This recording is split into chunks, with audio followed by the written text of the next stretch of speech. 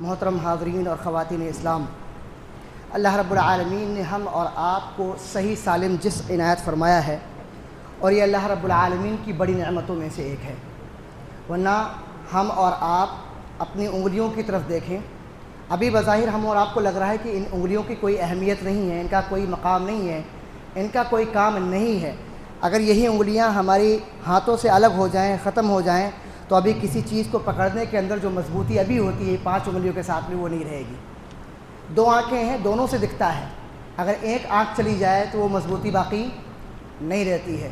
اللہ رب العالمین نے یہ جو ساری چیزیں دی ہیں، یہ اللہ کا بہت بڑا انعام ہے، لیکن اس سے بڑا انعام اللہ کا ہوگا اگر ہم اور آپ ان چیزوں کا صحیح معنوں میں استعمال کریں۔ کوئی بھی چیز ہم صحیح معنوں میں اس کو استعمال کریں تو یہ اللہ تعالیٰ کا، اس کی وجہ سے اللہ تعالیٰ ہم کو اور بھی بڑا انعام دینے والا ہے۔ ٹھیک اسی طریقے سے جیسے ایک انسان کے پاس کوئی گاڑی ہو اور چلانا نہ جانتا ہو، اور گاڑی لے کر کے وہ روڈ پہ جائے، تو جب روڈ پہ جائے گا یا تو خود مرے گا یا لوگوں کو بھی مارے گا ہی، کیونکہ اس کو صحیح استعمال اس کا نہیں آتا ہے۔ چاقو ہے، چاقو کا صحیح استعمال نہ کیا جائے تو معاشرے کے اندر مرڈر کے کیسز بڑھ جاتے ہیں۔ تو ہر وہ چیز جو اللہ رب العالمین نے بطور نعمت دی ہے، اس سے بھی بڑی نعمت ہم اور آپ کو اللہ دے گا اگر ہم اس چیز کا صحیح استعمال کریں۔ ہم اور آپ کو اللہ رب العالمین نے زبان دی ہے۔ زبان، بخاری کی روایت ہے کہ اللہ کے نبی صلی اللہ علیہ وسلم نے ارشاد فرمایا کہ اللہ رب العالمین کا بندہ کوئی بات اپنی زبان سے نکالتا ہے اور اس کو اندازہ نہیں ہوتا کہ وہ کیا کہہ رہا ہے، حالانکہ وہ بہت اچھی بات ہوتی ہے، تو اللہ تعالیٰ اس بات کی وجہ سے اس انسان کے لیے جنت کا راستہ آسان کر دیتا ہے۔ اسی طریقے سے اگر کوئی بندہ ایسا ہوتا ہے جو انجانے میں کوئی ایسی بات بولتا ہے جو اللہ رب العالمین کو پسند نہیں ہے، تو اللہ تعالیٰ اس کو جہنم کے کنارے تک پہنچا دیتا ہے۔ ہم اپنی زبان سے اللہ تعالیٰ کا ذکر کریں، قرآن کریم کی تلاوت کریں، صحابہ کرام کی مدح سرائی کریں، ان کی تعریف کریں، نبی صلی اللہ علیہ وسلم کی سیرت کو پڑھیں، اللہ تعالیٰ ہم اور آپ کو اجر و ثواب دے گا۔ لیکن اسی زبان سے اگر ہم غیبت کریں، چغلی کریں، کسی کو برا بھلا کہیں، کسی کو گالی دیں، تو یہی چیز ہمارے اور آپ کے لیے قیامت کے دن وبال جان بن جائے گی۔ آج کے خطبے میں مختصر طور پر انشاءاللہ ہم اور آپ گالی کے بارے میں جانیں گے۔ گالی جو ہمارے یہاں عام طور سے دی جاتی ہے، گالی کہتے کس کو ہیں؟ ڈیفینیشن کیا ہے؟ گالی کہتے ہیں ہوا کل کلام قبیح، ہر وہ بات جو بری ہو وہ گالی کہی جائے گی۔ ہر وہ بات جو سامنے والے کے سامنے اگر کہی جائے اور وہ اس سے ناراض ہو جائے، یہ گالی دی جائے گی۔ ہم اور آپ سوچیں، اللہ تعالیٰ نے خواتین کا مقام اسلام میں کتنا بلند کیا ہے۔ خواتین کا مقام اسلام میں کتنا بلند کیا ہے کہ اللہ تعالیٰ نے کہا کہ اگر آپ اپنی والدہ کی خدمت کرتے ہیں تو آپ کے لیے جنت کا راستہ آسان ہے نا؟ اگر آپ بیوی کی شکل میں کوئی خاتون آپ کی زندگی میں آتی ہے، رسول اللہ صلی اللہ علیہ وسلم نے ارشاد فرمایا کہ دنیا کا سب سے بہترین صدقہ وہ ہے جو آپ اپنی بیوی کے اوپر، اپنے بچوں کے اوپر خرچ کرتے ہیں۔ اگر آپ کی کوئی بیٹی ہے تو رسول اللہ صلی اللہ علیہ وسلم کی تعلیم ہے کہ اگر کوئی شخص اپنی بچیوں کی صحیح تربیت کرے، اچھی جگہ نکاح، دینی جگہ اس کا نکاح کر دیتا ہے، تو قیامت کے دن یہ بچیاں جہنم سے ڈھال بن جائیں گی کہ جہنم میں اس کو جانے نہیں دے گی۔ یہ خواتین کا مقام اسلام کے اندر آیا ہوا ہے۔ ہم اور آپ سوچے 2 مرد آپس میں بات کر رہے ہیں اور بات بگڑ گئی، لڑائی کی نوبت آ گئی، اب ایک آدمی دوسرے آدمی کو ماں اور بہن کی گالی دے رہا ہے، حالانکہ ماں کی کوئی غلطی نہیں ہے، بہن کی کوئی غلطی نہیں ہے۔ گالی کس کو دی جا رہی ہے؟ ماں بہن کو۔ غلطی کس نے کی؟ سامنے والے مرد نے۔ اب چاہے مرد غلطی کرے یا عورت غلطی کرے، گالی ماں اور بہن کی۔ کیا ان کی غلطیاں ہیں؟ اچھا، ہمارے یہاں بڑا مسئلہ یہ بھی ہے، دوستی پکی کب مانی جاتی ہے؟ جب 2 دوست ملے اور گالی دے کے جو ہے حق کر رہے ہوں، ملاقات کر رہے ہوں۔ جب تک گالی نہیں دیتا مزہ نہیں آتا، پکی دوستی بھی نہیں ہے نا؟ پھر اگر کوئی گالی دیتا سامنے والا مسکرا رہتا ہے، ہمارے فرینڈ سرکل میں یہ سب چلتا ہے، یہی ہوتا ہے نا، 4 گالیاں دے کر کے ارے بھائی تم بھی یار، تم خود بھی ایسا ہو، اور یہ نارمل ہے۔ مسئلہ یہ کہ اس کو ہم نارمل سمجھ رہے ہیں۔ ایک گالی ہم اور آپ کو جہنم کے قریب کر سکتی ہے۔ ہم نے حدیث ابھی سماعت فرمائی کہ کوئی کلمہ ہماری زبان سے نکلا کہیں ایسا نہ ہو کہ قیامت کے دن وہی کلمہ ہم اور آپ کو جہنم کے گڈھے کے قریب لے جائے۔ قرآن مجید میں اللہ تعالیٰ نے ارشاد فرمایا یا ایھا الذین آمنوا اتقوا اللہ وقولوا قولا سدیدا، اے وہ لوگوں جو ایمان لائے ہو، اللہ رب العالمین کا خوف اپنے دل کے اندر پیدا کرو، اور جب بولو تو سچ بولو، جب بولو تو سچ بولو۔ اچھا غیبت کس کو کہتے ہیں؟ غیبت کی بھی تعریف ہم اور آپ دیکھ لیں۔ غیبت کہتے ہیں، چغلی کہتے ہیں اس چیز کو کہ سامنے والے کے اندر وہ چیز پائی جاتی ہو۔ کوئی عیب ہے جو سامنے والے کے اندر پایا جاتا ہے اور ہم اس کی بات کسی اور کے سامنے کریں اور یہ بات اس کو پتہ چلے تو اس کو تکلیف ہو، یعنی جو سچی بات ہے نا وہ بھی پیٹھ پیچھے کی جائے تو یہ غلط ہے اس کے عیبوں کے بارے میں۔ یہاں تو سامنے کھڑیاں گالی دی جا رہی ہے، یہاں تو بڑا مسئلہ ہے، سمجھیں اس بات کو۔ اور فرمایا کہ اگر اس کے اندر وہ چیز نہیں پائی جاتی ہے پھر بھی کوئی چیز کہی جا رہی ہے، کوئی شرابی نہیں اس کو کہے یہ شرابی ہے، کوئی گالی نہیں دے اس کو کہہ دیا ہے گالی دیتا ہے، کوئی خراب نہیں اس کو کہہ دیا ہے کہ یہ خراب ہے، کوئی خرابی اس کے اندر نہیں پائی جاتی ہے کوئی کہتا ہے اس کے اندر یہ عیب ہے، کوئی پاک دامن خاتون ہے اس کے اوپر الزام لگا دیا کہ وہاں جاتی ہے ایسا ایسا کرتی ہے۔ یہ کیا ہے؟ یہ الزام تراشی ہے، بہتان ہے، اور قرآن مجید میں اس کی سزا دنیا میں دی گئی ہے کہ آپ کو کوڑے مارے جائیں گے۔ اسلاف میں 80 کوڑے مارے جاتے تھے اگر آپ اپنی بات آپ نے کوئی دعویٰ کیا اور اس کے بعد میں آپ نے پروف نہیں کر پایا اس کو۔ تو ہم اور آپ یہ سمجھیں، نبی صلی اللہ علیہ وسلم کی حدیث ہم اور آپ سماعت فرمائیں۔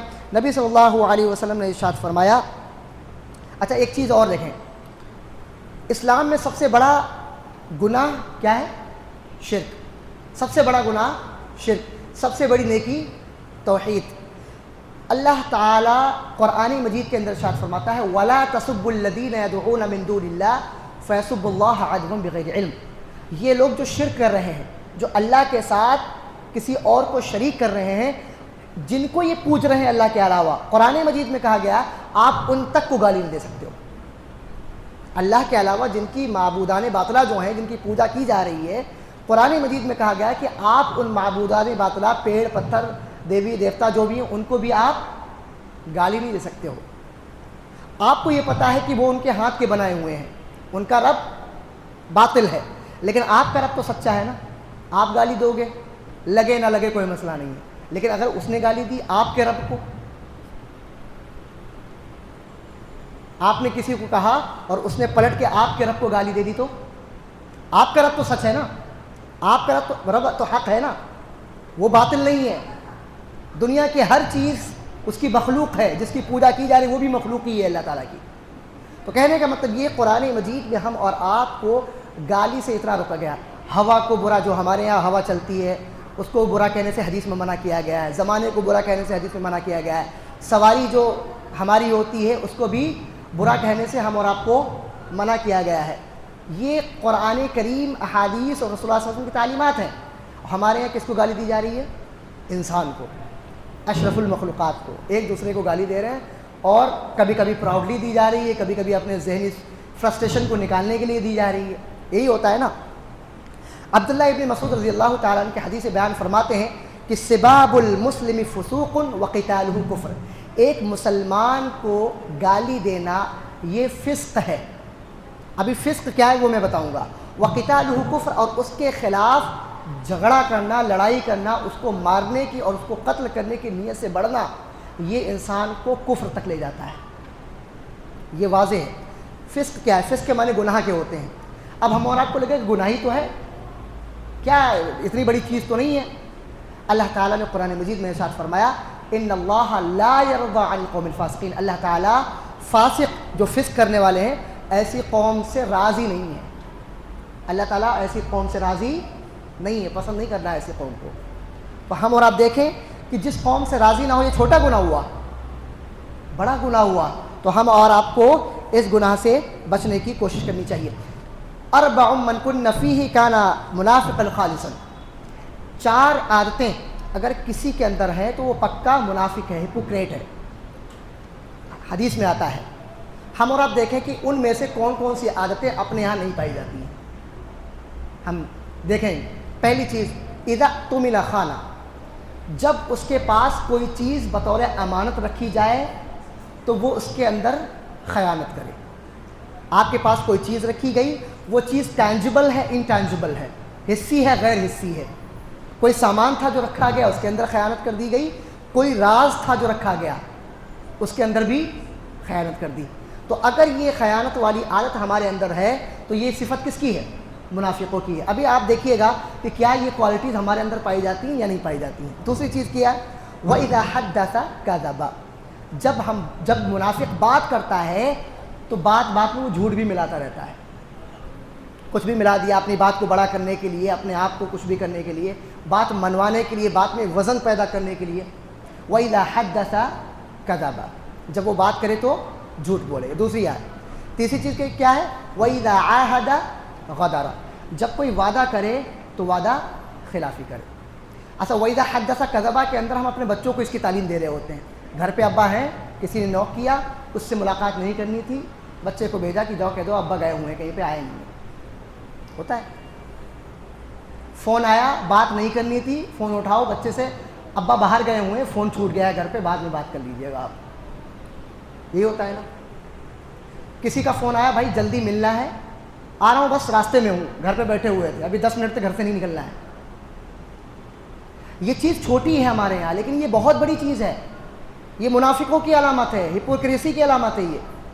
وَإِذَا عَاهَدَ غَدَرَ، اور آخری چیز کیا فرمایا وَإِذَا خَاصَمَ فَجَرَ، اور جب بات معاملہ تھوڑا سا طول پکڑ جائے، کسی بات میں اختلاف ہو جائے، سوچ وچار میں اختلاف ہو جائے، اب جب مسئلہ گڑبڑ ہو گیا، جھگڑے کی نوبت آ گئی، انسان ہونے کے ناطے ہوتا ہے یہ، تو کیا کرے گا، گالی دے گا وہ۔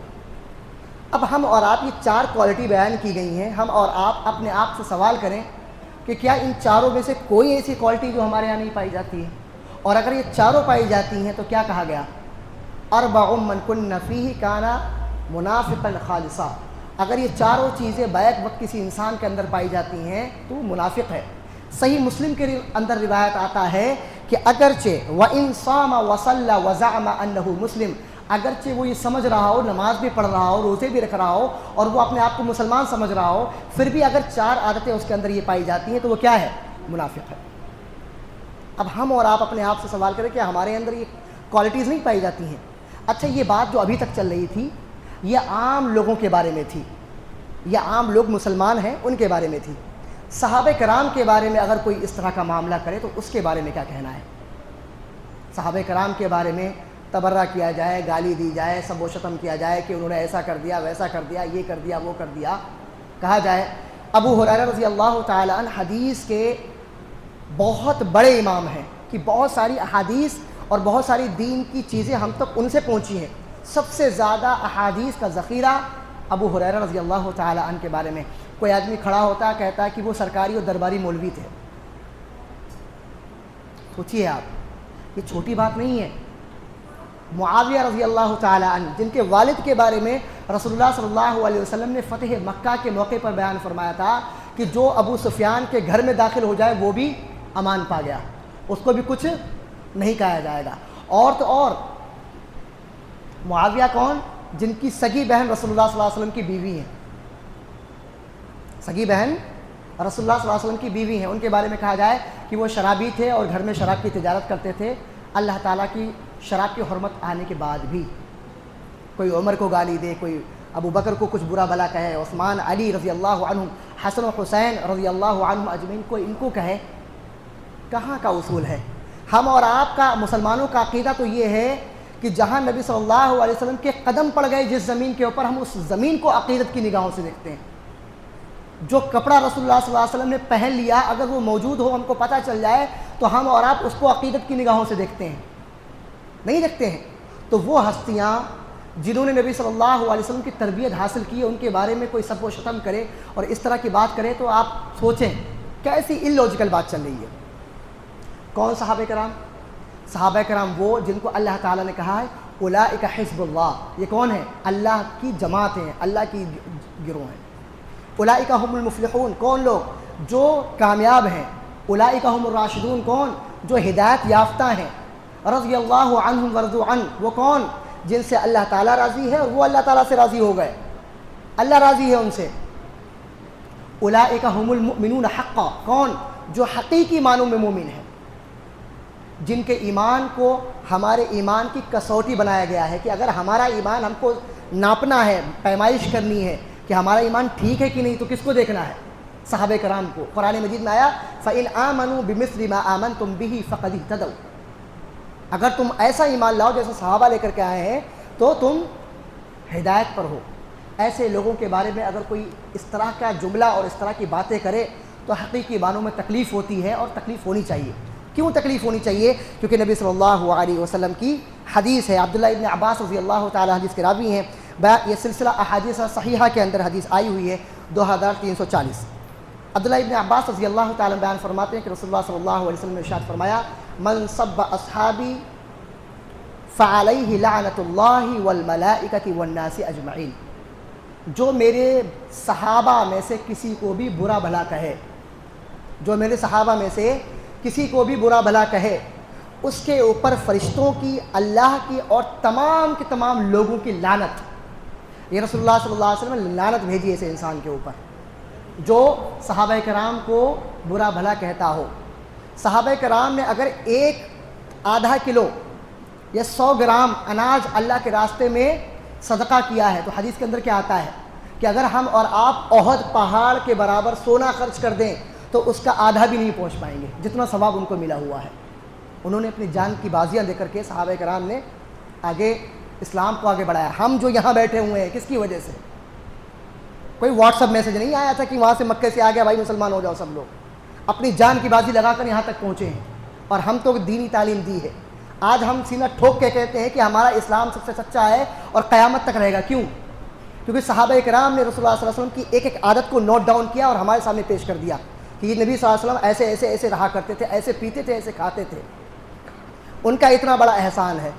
آج جو ہم مسلمان ہیں ان کی وجہ سے ہیں کہ انہوں نے محنتیں کی، ہم تک اسلام کو پہنچایا ہے۔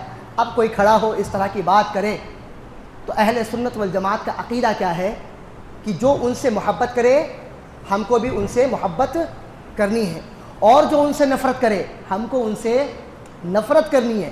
وجہ یہ ہے کہ رسول اللہ صلی اللہ علیہ وسلم نے ایسے لوگوں کو جو صحابہ کے اوپر تبرہ کرتے ہیں ان کے اوپر لعنت بھیجی ہے۔ تو ہم اور آپ کو دیکھنا چاہیے۔ ایک امام کا جو ہے قول پیش کر کے میں اپنی بات کو ختم کر رہا ہوں۔ امام ابراہیم بن میسرہ رحمہ اللہ یہ امام ہیں، اور یہ شرح اعتقاد اہل سنہ امام لالکائی کی کتاب ہے، اور اس کی سند جو ہے حسن ہے۔ وہ ایک واقعہ بیان کرتے ہیں، اور واقعہ کیا ہے؟ وہ کہتے ہیں کہ عمر بن عبد العزیز رحمہ اللہ، جن کو عمر ثانی بھی کہا جاتا ہے لوگ کہتے ہیں، وہ کہتے ہیں کہ میں نے کبھی بھی عمر بن عبد العزیز رحمہ اللہ کو کبھی بھی کسی کو مارتے ہوئے نہیں دیکھا، کبھی بھی مارتے ہوئے نہیں دیکھا، سوائے اس شخص کے جس نے معاویہ رضی اللہ تعالی عنہ کو کچھ کہا ہو۔ جب اگر کوئی ایسا کچھ کر دیا کرتا تھا، کیونکہ صحابی ہیں، رسول اللہ صلی اللہ علیہ وسلم کے سالے ہیں، رسول اللہ صلی اللہ علیہ وسلم کے، تو کوئی ایسا کرتا تھا تو وہ اس کو مار لگاتے تھے۔ اور امام عاصم الاحوال جو مدائن شہر کے قاضی تھے، وہ سیدنا عثمان پر اگر کوئی تبرہ کرتا تھا، گالی دیتا تھا، تو انہوں نے 10 کوڑے لگائے اور بار بار دیتا رہا، یہاں تک کہ 70 کوڑے اس کو مارے۔ یہ ہمارے اسلاف کا طریقہ رہا ہے کہ ہم صحابہ کرام سے محبت کو اپنی ایمان کا حصہ سمجھتے ہیں، چاہے ادنا سا صحابی کیوں نہ ہو، ایک مرتبہ رسول اللہ صلی اللہ علیہ وسلم سے کیوں نہ ملا ہو۔ بھائی ہم اویس قرنی کی بات کرتے ہیں رحمہ اللہ، جو رسول اللہ صلی اللہ علیہ وسلم نہیں ملے، لیکن رسول اللہ صلی اللہ علیہ وسلم نے ان کے بارے میں کچھ باتیں بیان کر دی۔ کیوں؟ کیونکہ رسول اللہ صلی اللہ علیہ وسلم نے ان کے بارے میں بتا دیا۔ تو جو صحابی رسول اللہ صلی اللہ علیہ وسلم سے ملے ہوں ان کے بارے میں ہمارا اور آپ کا کیا عقیدہ اور کیا ایمان ہونا چاہیے۔ اپنے بچوں کو صحابہ کرام سے محبت کی تعلیم ہم اور آپ کو دینی چاہیے، ضرورت ہے اس بات کی۔ ہم بتائیں کہ صحابہ کون تھے، کوئی کھڑا ہو جائے ان سے کہہ دیا جائے 15 صحابی کے نام بتا دو، بتانے والا نہیں ہوگا کوئی۔ 15 صحابی، تعداد کتنی؟ 1,20,000۔ صحابہ کی تعداد تقریباً 1,20,000۔ آپ کوئی کھڑا ہو جائے کسی سے پوچھ لیا جائے صرف 15 صحابہ کے نام بتا دو، بتانے والا کوئی نہیں ہوگا۔ یہ ہمارے اور آپ کے لیے افسوس کا مقام ہے۔ جب کسی قوم کی زوال شروع ہوتا ہے نا تو وہ اپنی تاریخ کو بھول جاتی ہے۔ آج ہم اپنی تاریخ کو بھلائے بیٹھے ہوئے ہیں، ہمیں نہیں پتہ تاریخ کیا ہے۔ تو ہم اور آپ اگر ہم چاہتے دنیا اور آخرت میں کامیاب ہوں تو صحابہ کرام کی محبت اپنے دل میں پیدا کریں اور تاریخ کو پڑھیں۔ صحابہ کرام نے جو قربانیاں پیش کی ان کو پڑھیں۔ ہم اور آپ پھر دیکھیں گے کہ ہمارے رونگٹے کھڑے ہو جائیں گے، کیسے کیسے قربانیاں دی ہیں، جان کی بازی لگائی ہے، مال و دولت سب لٹا دی، گھر والوں کو چھوڑ کے چلے آئے، کپڑا سب اتاروا لیا گیا، اور برہنہ جو ہے رسول اللہ صلی اللہ علیہ وسلم کے دربار میں پہنچے۔ یہ ساری قربانیاں ہیں۔ اللہ تعالیٰ سے دعا ہے کہ اللہ تعالیٰ ہم تمام کے تمام لوگوں کو صحیح معنوں میں تمام صحابہ کرام سے محبت کرنے والا بنائے، خلفائے راشدین سے محبت کرنے والا بنائے، اللہ تعالیٰ اہل بیت سے محبت کرنے والا بنائے، اور ادنا سے ادنا صحابی جنہوں نے نبی صلی اللہ علیہ وسلم کو دیکھا ہو، ملاقات کی ہو ایمان کی حالت میں، اور ان کا خاتمہ بھی ایمان پر ہوا ہو، اللہ تعالیٰ ان سے محبت کو ہمارے ایمان کا حصہ بنا دے۔ اللہ تعالیٰ ہم تمام کے تمام لوگوں کو جب تک اس دنیا میں زندہ رکھ، اسلام اور ایمان پر زندہ رکھ، ہمارا خاتمہ اسلام اور ایمان پر ہو۔ سبحان ربک رب العزت عما یصفون وسلام علی المرسلین والحمد للہ رب العالمین۔ السلام علیکم۔